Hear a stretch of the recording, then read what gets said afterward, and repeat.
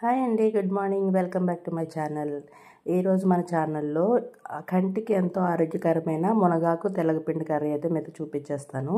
మునగాకుని శుభ్రంగా ఆకులుగా తీసేసుకుని దాన్ని ఒక ఉప్పు నీటిలో ఒక 1 అవర్ అట్లా నానబెట్టుకోవాలి.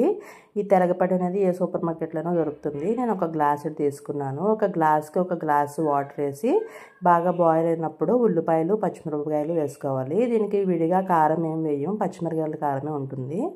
దాంట్లోనే కొంచెం పసుపు అలాగే ఉప్పు కూడా వేసేసి వాటర్ బాగా బాయిల్ అయిన తర్వాత మనం పక్కన పెట్టుకున్న మునగాకును కూడా యాడ్ చేసుకోవాలి. మునగాకు మనం ఎంత వేసుకుంటే అంత మంచిదండి. కంటికి ఇది చాలా మంచిది.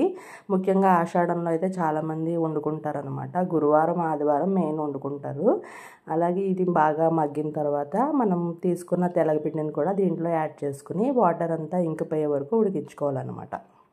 ఇప్పుడు మీకు ఇలా చూపిస్తున్న విధంగా బాగా కలుపుకొని ఇది మనకి దగ్గరగా అయిపోయేటప్పటికి ఇలా అవుతుంది. మన కోడిగుడ్డు పొల్ట్ ఎట్లా ఉంటుంది అట్లా అనమాట. దీని మెయిన్ ఇంకా టేస్ట్ వచ్చేసి ఎక్కువ వెల్లుల్లిపాయలు వేసుకోవాలండి.